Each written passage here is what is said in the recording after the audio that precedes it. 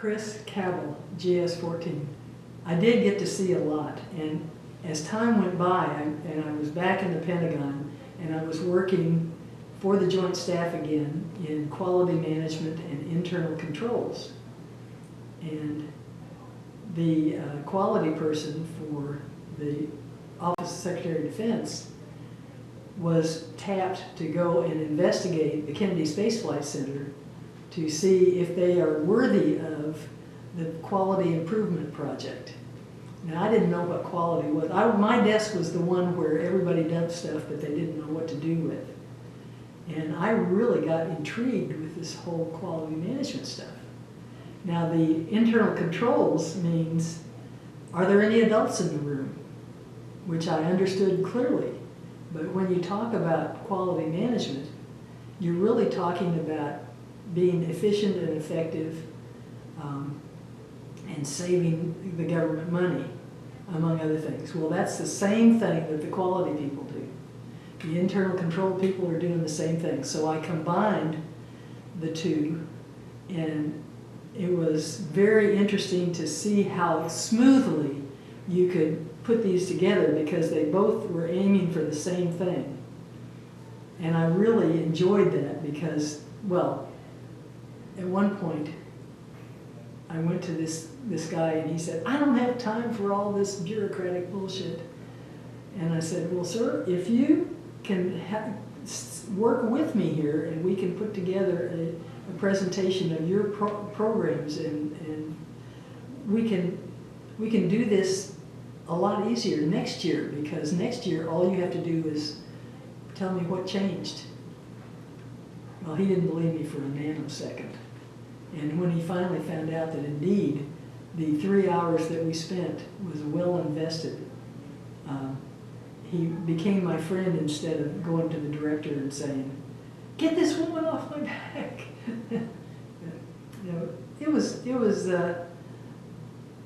I think the thing is, if you have a program that you're really crazy about, and I am still crazy about quality management. Dr. W. Edwards Deming was one of the guys that introduced it to the United States.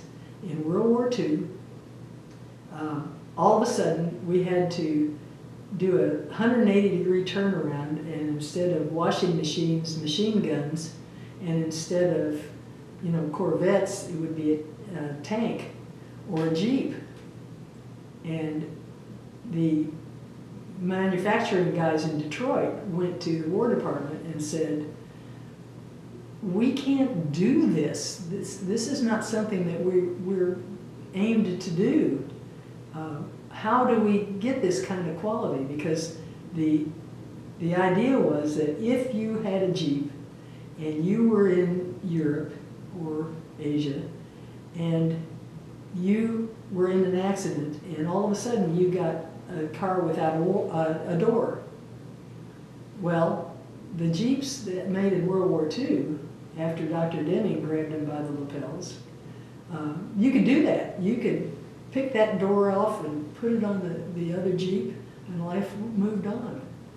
And as a matter of fact, when I went back to the Philippines to visit some of my old friends, I finally realized that these were the Jeeps from World War II. You know, so they were sturdy enough to keep fixing them and fixing them and fixing them.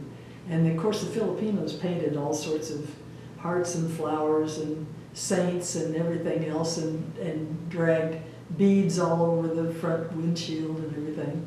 It was kind of amusing. But it worked.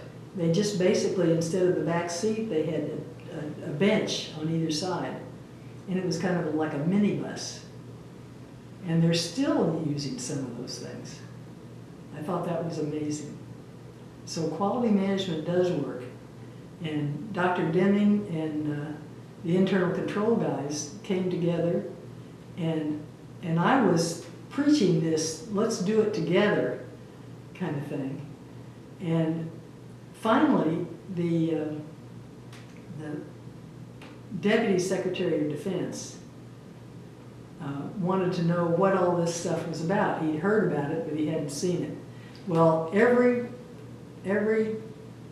program or system that you're working on was memorialized in a notebook, and you would have one section for the legal, the legislation, the regulations, and all that kind of stuff.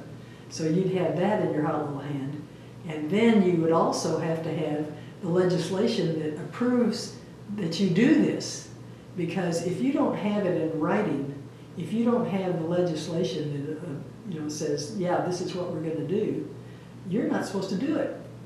And one of the things that I always objected to was, you don't want to have a whole hell of a lot of bureaucratic BS in your system, because the more you have, the less people are going to pay any attention to it. And one guy was telling me, he said, I joined the Army to break things and kill people, and I'm not here to do paperwork. And I said, Colonel, all you have to do is just fix it once. So I'm very smug about that. That's one of my favorite things that happens, is that we saved a lot of money. The first time I took a combined team of quality and internal controls into a joint staff directorate, it was for the IT guys. And the IT guys, they loved all those bells and whistles. They thought it was wonderful. I didn't think it was wonderful because they screwed up my productions all the time. But anyway, so I got a team, and I got one geek from every directorate that had a geek, and they were part of my team. And we walked in there, and I figured we might be able to find something positive and save some money. It wasn't more than about 45 minutes later that they all got together, muttering and cursing, and they said, why do you have $1 million insurance policy on these modems? This was those kind of modems. Because, do you know how much it costs to replace one of those things? And I said, no, I don't. And he said, about $100. And you've got $1 million policy? Let's get a grip here. So the geek team, they shined. They were wonderful. And so that was the first, I've always put that first in the, this is what you need to know about quality management and joint staff.